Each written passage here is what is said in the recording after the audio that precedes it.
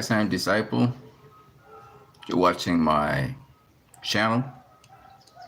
If you like what you see, don't forget you can donate via PayPal. The link is in the description. We're going to talk a little bit about Rebel Moon Part 2. The trailer actually came out a couple minutes ago. All praise be to the Most High God. I got to say that first and foremost, being a Christian. I got a little something for you guys. Christian walk is not easy. You have to be able to make adjustments. You have to be able to be humble and acknowledge when you're wrong. You have to be able to ask for forgiveness from the Most High and from people. You got to realize that you're a part of something. You are not everything. The world doesn't orbit around you. It's good to have your eyes open, your ears open, your mouth closed as much as possible. So that's what I got for you guys. Let's get into what we're going to talk about today, which is Rebel Moon.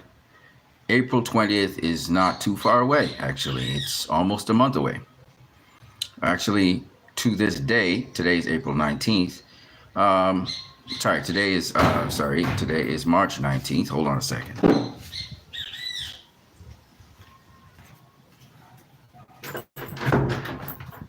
Today's March 19th.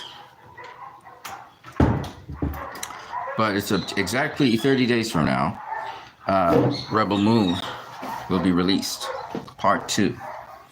And the trailer for Rebel Moon Part 2 just came out. Don't forget you can smash that like button. You can subscribe. You can also share this video. So, let's get to it. First and foremost, I want to show you guys something. Okay. So here on YouTube, let me see if I can get this thing to be focused properly. There we go. Rebel Moon, the Scar Giver, has right now 1.7 million views. I want to show you guys something else here, if I can. The first Rebel Moon trailer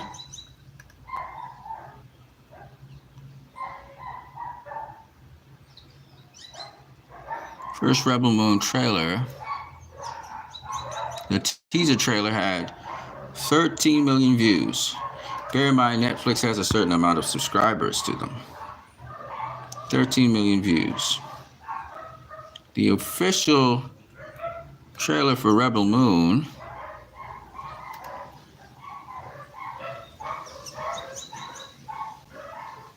I don't know what's going on here. I'm seeing everything but Netflix. It's kind of weird. Hold on a second. Here it is. Rebel Moon Part 1, A Child of Fire, which is right here. It had 16 million views. Another thing worth noting is the data that Zack Snyder spoke about, that at the time when Zack Snyder was interviewed by Joe Rogan, which was, I think, sometime this month, Rebel Moon had over 90 million views from Netflix. That basically translated to 1.6 would be $1.6 billion if those people, if just at least 2 people saw Rebel Moon in the theater. So that's really something. Don't forget you can smash the like button, people. Smash the like button. I don't know where it is, but you can smash it if you're liking what you're seeing. Now, why am I showing you this data and information? Why am I speaking of data and information? Because regardless of what you see online, and I just went to the trailer of Rebel Moon Part 2, which is, this is the official trailer right here by Netflix, which has already 1.7 million views. There are a lot of trolls on here trolling and saying negative things. But the truth be told about it is these people are deeply, I mean deeply, they are, what is the word I'm looking for? They feel very much threatened by Zack Snyder and his work, which is why they are going onto Rebel Moon Part 2, the Scar Giver trailer, and making these really ridiculous comments. which absolutely have no sense to them. Why are you coming to watch the trailer if you're going to say negative things about the trailer? So some of these people are coming on, but people like myself who are fans of Zack Snyder, love his work, and love this trailer of Rebel Moon, we obviously are also enjoying it. And I'm really looking forward to part two. Now, I won't play the trailer for you guys right now. I won't do that because you can always go and watch it yourself. Um, Interesting trailer.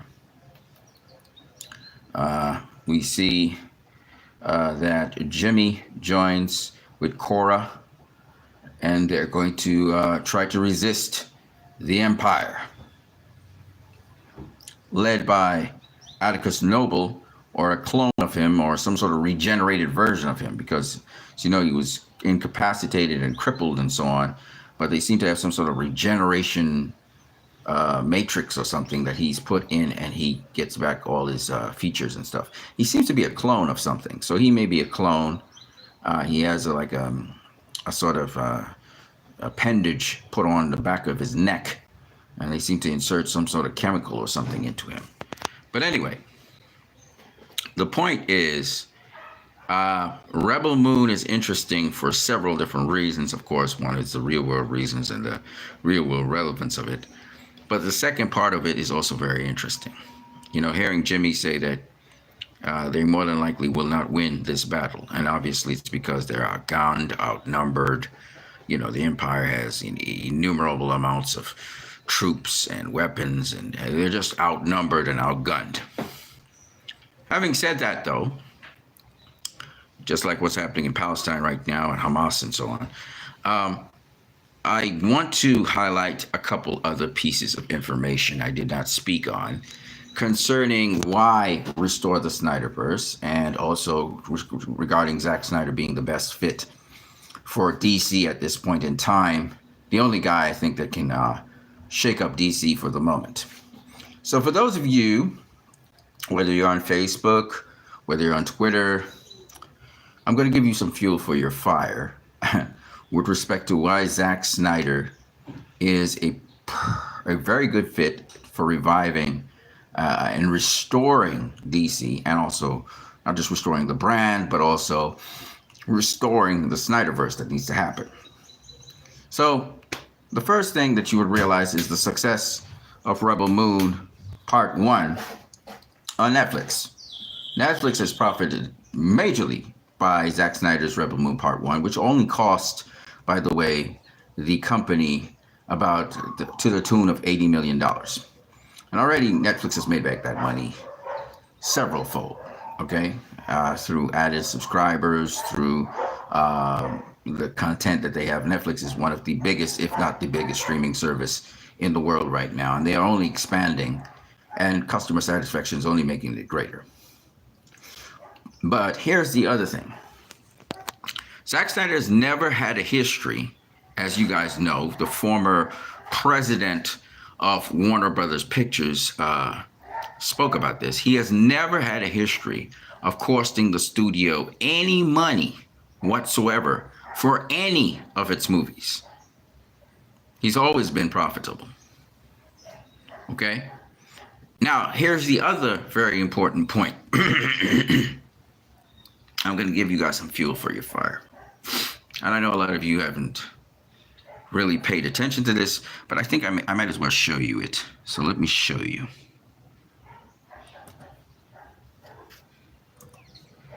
I'm going to show you instead of tell you.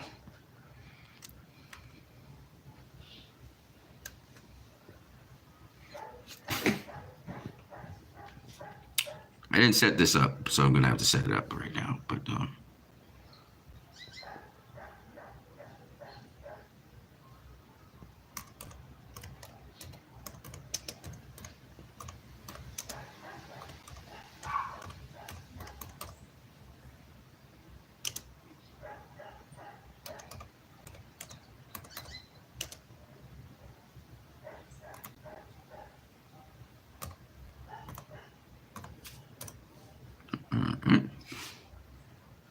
right.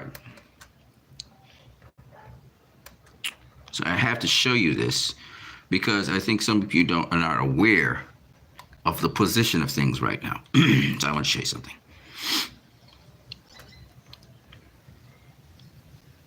Okay. So on the 29th of this month, Warner Brothers is going to be. Hold on a second. Hold on a second. Let me just do something else before I say anything else here. Let's roll back a little bit and show you something here. Yeah, there you go. Mm-hmm.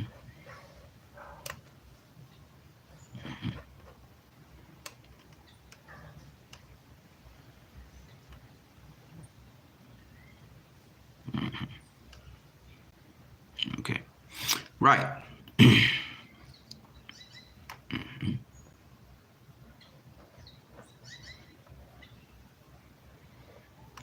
Okay. So I wanted to show you something because this is very, very important.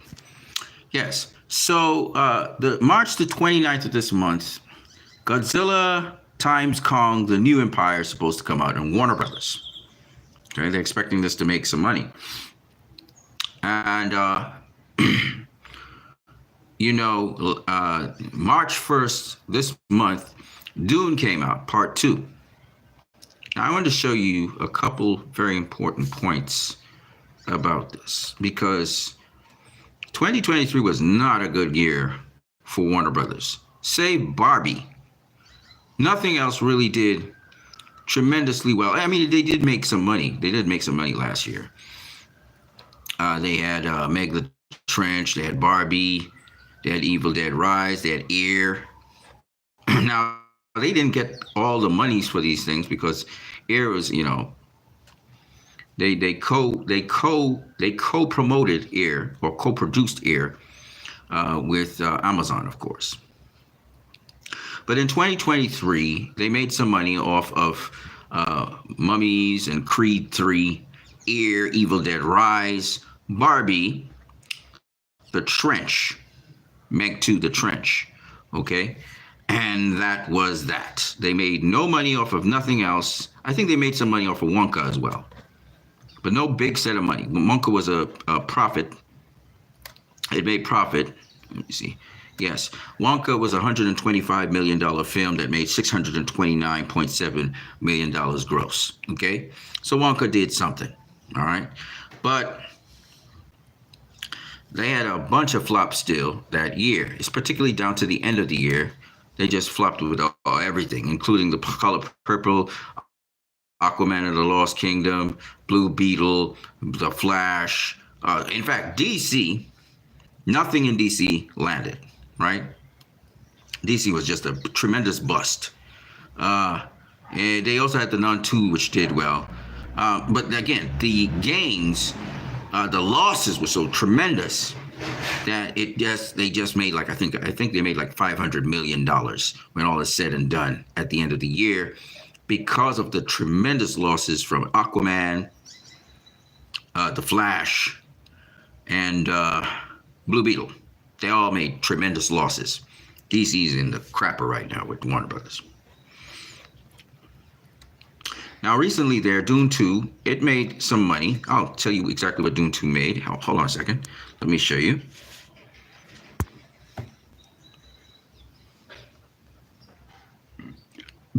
So for this year, 2024, their first movie, and it was successful, is Dune 2. It made moderate success. It cost $119 million, and it's close to $500 million it's going to make in profit. I'm sorry, in gross. Profit-wise, take 119 million, multiply it by 2.5. You'll get somewhere around a little under 500 million. So it's close to breaking even. All right? It's close to breaking even. And the first Dune movie, which was, I think, in the pandemic, which, let me see here, if I can find it.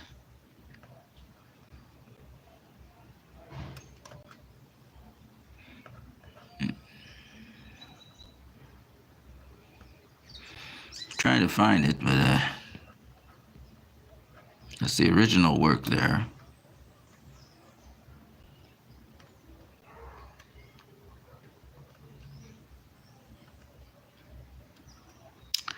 They're not allowing me to see what I'm looking for, so it's a pity. But I think the first movie made 400 and something million as well. All right, it made about 400 something million. So the both movies made, decent amount of money. They didn't make tremendous amount of profit, but they're good pieces of work, solid pieces of work. Okay, that's the important point. But do they contribute majorly to Warner Brothers' income? No, they don't. Okay, this is important to understand. Very important to understand. Now, Godzilla versus Kong, which is again a joint effort with Legendary Pictures. So Legendary Entertainment, once again, if you look there, you see Legendary Entertainment for Dune and also for Godzilla versus Kong. It's going to, again, probably make some money. All right, the new Empire. It's going to make some money for them. But I want to show you what comes next. I'm going to show you what Warner Brothers has next in their lineup. Let's look at that. And I'm just talking Warner Brothers. I'm not even talking DC yet, okay? Challengers, doesn't look like it's going to do well. Furiosa, Mad Max Saga, doesn't look like it's going to do well. The Watchers, doesn't look like it's going to do well. Horizon American Saga Chapter 1, doesn't look like it's going to do well. They're trying to bring back Twisters, doesn't look like it's going to do well. Trap, Horizon and American Saga Chapter 2. Beetlejuice doesn't look like... None of these things look like they're going to do well. Joker... Folie à Deux. That could be a hit or a miss. I don't really know what'll happen. Todd Phillips is a good director, but I'm going to say this, and I'm going to be unapologetic about it. I don't think they need a sequel for Joker. That's what I think. Red 1, that's already been done before. That's probably not going to do well. The Lord of the Rings, The War of Rohirrim. They're going to do a remake of The Lord of the Rings. And I don't think that's going to do well either. Let's go into 2025. Mikey 17 doesn't look like it's going to do well. Alto Kings doesn't look like it's going to do well. Minecraft doesn't look like it's going to do well. They still have Superman earmarked for July 2025. I don't think that's going to do well either. Untitled Paul Thomas Anderson film, The Bride, Cat in the Hat, and The Batman Part 2, which has been pushed back to 2026. I don't think any of these things that I'm saying here are going to do magnificently well. I just don't think so. I think that Warner Brothers has hit a slump, and the only guy that can actually start to rejuvenate and bring some kind of interest and some kind of reaction out of their movies is going to be Zack Snyder. I just showed you the future, what Warner Brothers is bringing up. And some of the things are rehashes of old movies. There's no new ideas. There's some original content in there. But none of those things seem to be well known to the audience, so I don't think the audience is going to respond. In other words, I don't know if there's any other billion-dollar movies for Warner Brothers in 2024 or 2025. Okay? I do not believe that Superman, whatever it's called, Legacy or whatever, whatever the guy's name, I can't even remember his name right now, supposedly the head of DC, whatever his name is, because I haven't been following anything with DC. I don't think none of that's going to be good. Okay, I think it's just going to be a bunch of crap.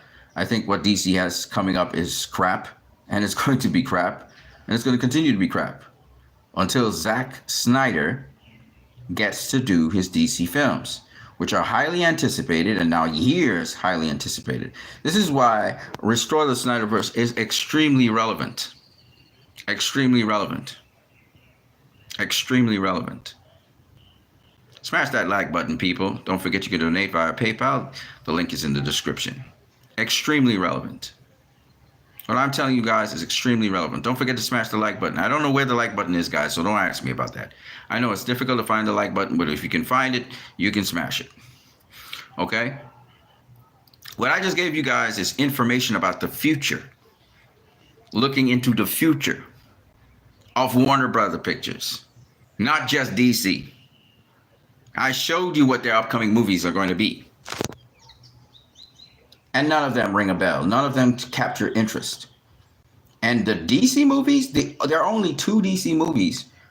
Three, sorry. There are three DC movies for the future. From this year it's going to be Joker, Fox Soleil, whatever it's called. And then next year, you're going to get Superman Legacy. And then this following year, you're going to get Batman Part 2. Okay?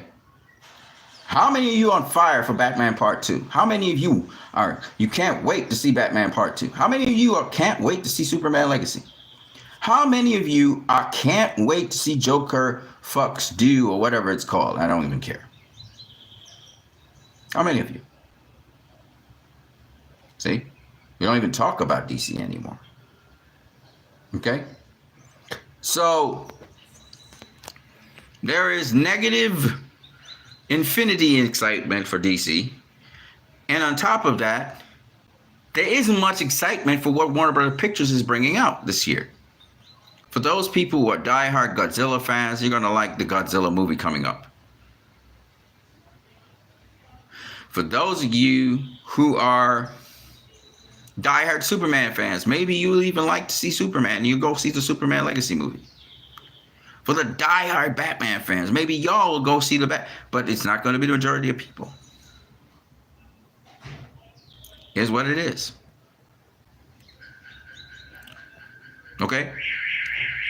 Zack Snyder on Netflix is going to garner and has garnered more interest than the Dune movie, than Godzilla vs. Kong, the first one, than Godzilla versus this upcoming Godzilla movie and Kong movie. These guys are more interest. He had 90 million views of his movie on Netflix at the time he had the interview with Joe Rogan. It's going to cross 100 million views if he hasn't already. At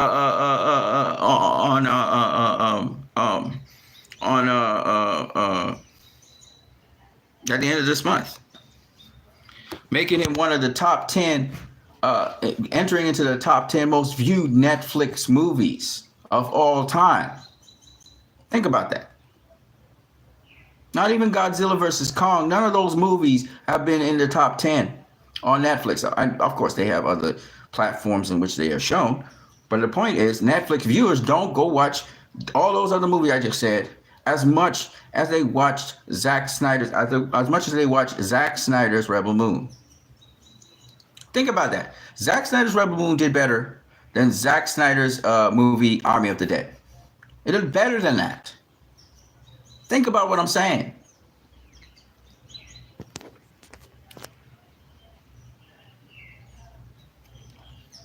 So, yes, there's going to be people who are intimidated by that.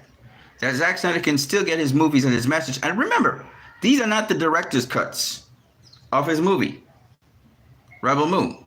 The director's cuts are coming after. But my point being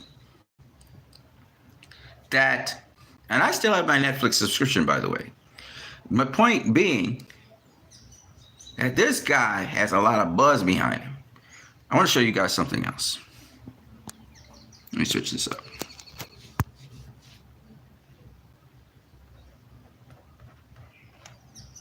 Where am I?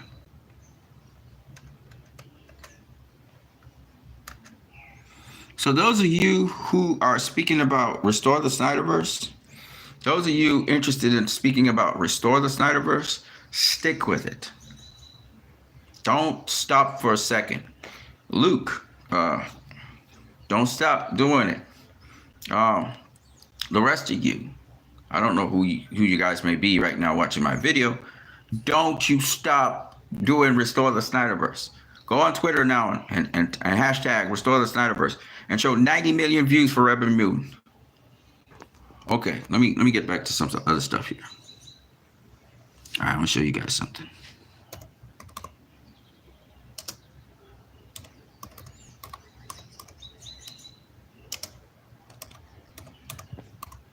Hold on one second.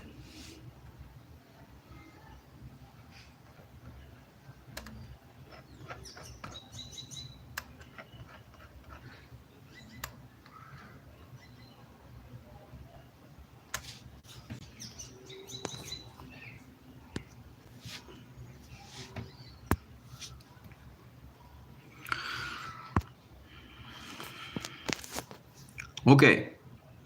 Now, on January 12th of 2024, The Beekeeper was released. This is a David Ayer movie, okay? Its budget was $40 million, and now it constantly grossed about $152.4 million. Now, for those of you who don't know, I'm not following David Ayer anymore. I don't care about David Ayer and his movies. I don't care about the Suicide Squad and his version of it, mainly because of the way how he sabotaged his own self and the way how he's treating his own fans who want to see this come to completion. So I don't really care too much about him. But what I'm trying to show you is his movie, The Beekeeper, still made some money. Not a lot, but it made some money. It cost $40 million to make. It wasn't any serious film. It didn't have any depth to it at all. I didn't go see it either. But the important point is, it made with $40 million, it grossed $152.4 million, meaning the profit for it was pretty good. When you multiply 2.5 by 40 million, you get $100 million, meaning it made $52 million profit. That's good.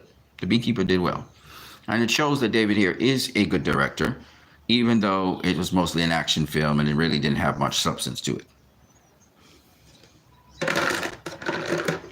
He's still a good filmmaker because his film made money. Okay, and that's the important point. I've also seen Light. Was it Light? No. What's it called? Forgot. The one with Will Smith and I forgot what it's called. But that was also on Netflix, and that did well as well. That one was a little bit more deeper and more layered. Hold on 1 second. I'm coming right back, guys. Hold on 1 second.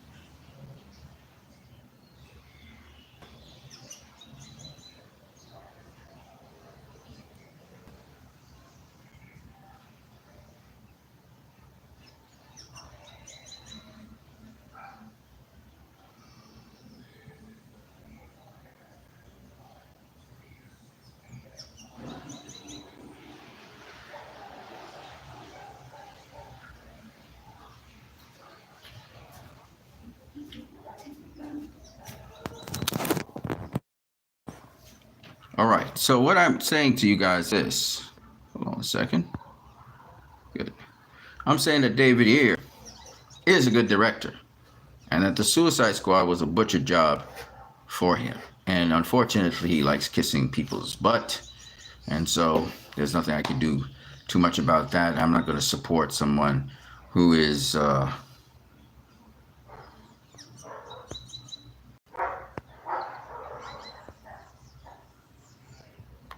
who's not willing to stand up for their work and stand up for the people who are standing up for their work. Okay, so too bad for David Ayer. But restore the Snyderverse. We need to push and keep on pushing for Zack Snyder's Justice League Part 2 and 3 to come out into cinemas, and also for Ben Affleck's The Batman movie to come out, because I do believe it in some way, shape, or form pays homage to Zack Snyder's movies and his work. And I know Zack Snyder still wants to see that happen. So for those of you who are pushing for Restore the Snyderverse, keep on pushing for it in whatever incarnation you may be pushing for it. Some of you want to push on Netflix. Some of you want to see it on Universal, see Universal buy over DC or something like that. Whatever it takes, it's important that happens. So now the last thing I want to say has to do with Free Palestine, and I'm always going to speak about it. So far, the International Court of Justice has ruled plausible genocide. It is a genocide going on, and it's a purposeful siege of Gaza happening, where people are dying of malnutrition, and the oppressive force, the Israeli oppressive force, are now trying to just really terrorize the public and do as much damage to the public. Innocent civilians mostly are who they are attacking, instead of trying to go after Hamas, which they cannot go after because Hamas is not in a position where they can get Hamas.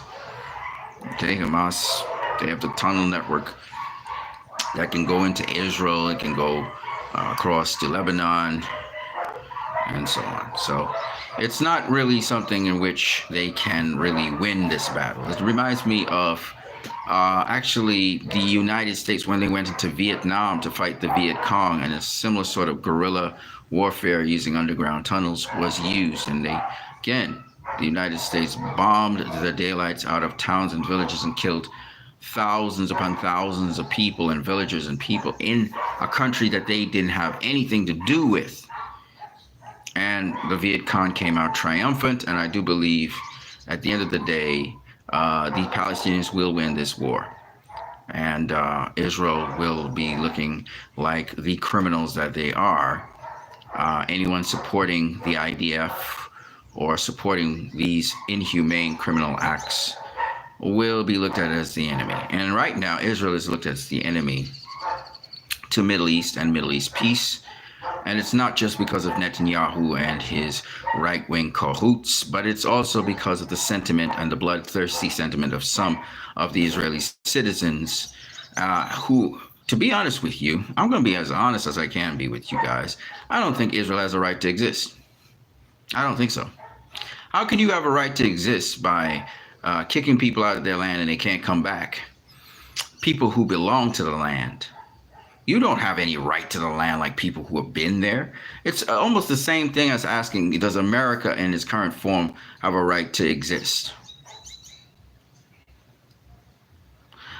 You know, we have, even my country, to this day, colonialism is still rampant in my country.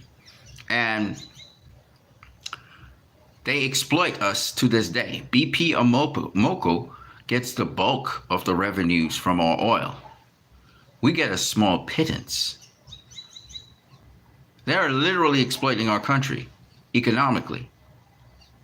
And they call our country rich. These European nations, these European empires have been exploiting and raping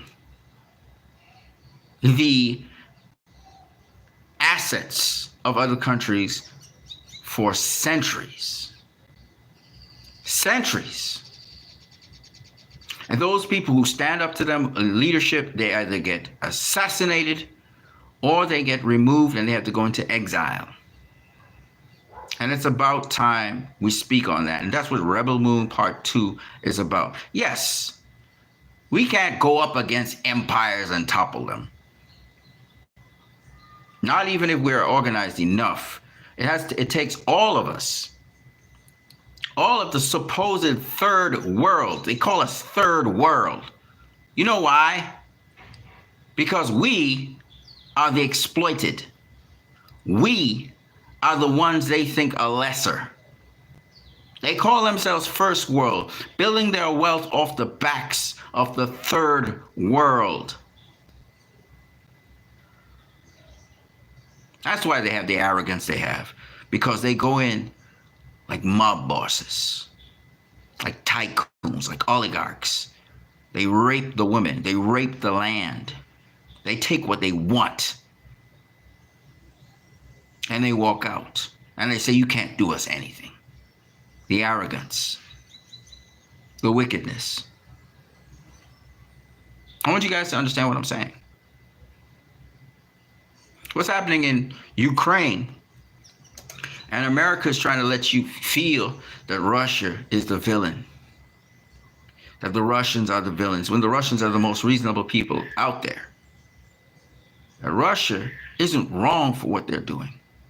They're trying to protect people who are Russians inside of Ukraine. But Ukraine, with the backing of the United States of America and some of the European Union, like Germany, and France, and Great Britain, are trying to play turf war with Russia. It's a gang. You know, it's weird how we talk about gang warfare, but at the highest levels, these people who suck the devil's tail do exactly the same thing. And nations, these so-called first world nations, have been doing the same thing to the weaker countries, to the countries which don't have tremendous defense mechanisms, do not have great intelligence systems and great technological advances. And I thought, as I see America trying to team up with Japan to attack China, and talking about China as a threat to the world, when in fact, I'm not saying the Chinese don't have a plan, but I'm just saying the kind of bullyism and the warfare and the gangsterism of America and of Great Britain and of Spain and of France and of Germany, the barbarism is sickening. And I thought I'd make that statement boldly. I saw Zack Snyder get an award, I believe it was in Saudi Arabia, for his work on some of his movies. I know why the Middle Eastern people appreciate Zack Snyder so much. I understand why Muslims love Zack Snyder so much. I get it now. It's his content. I get the systemic attacks on Zack Snyder by AIPAC-driven machinery, funded by AIPAC, funded by Disney. I get it now. I get this colonialism that's trying to still be pushed. Racism. Colonialism involves racism. It involves bullyism, gangsterism, mobism. They try to behave like they're civilized, but they're not civilized. They come from caves. It's a kind of caveman mentality. I take what I want. I bully what I want. I use my might and power to get what I want. But I'll pretend like I have values, but I really have none. So that's what I got for you guys. I am Christ, I am disciple. I hope you guys can see through the veil. Rebel Moon Part 2, I'm looking forward to it. I hope it's something good. I think Zach I hope he puts something into it. We'll see. Definitely we'll be looking forward to the director's cuts of this. And this is a big showdown, but I know Zach, hopefully he's saying something more than just fight him up, kick him up, and punch him up. So hopefully there's much more to it than that. I can't wait for his version, his director cuts. But until then, I am cool with seeing on April 19th, Rebel Moon Part 2. I have my Netflix subscription for all these months for that. And if they keep on giving me more Zack Snyder content, I might keep the Netflix subscription as well. Oh, I was supposed to give you guys another movie review on some other Netflix things. But until then, well, you guys are going to have to wait to see me do my next stream. I haven't done a stream here in a while, but today I was home. So here's the stream for you guys. I am Christ, I am disciple. Again, if you want to donate to this channel, because I would love your donations, don't forget that you can donate via PayPal. The link is in the description. I'm going to catch you guys later. I am Christ, I am disciple. Peace.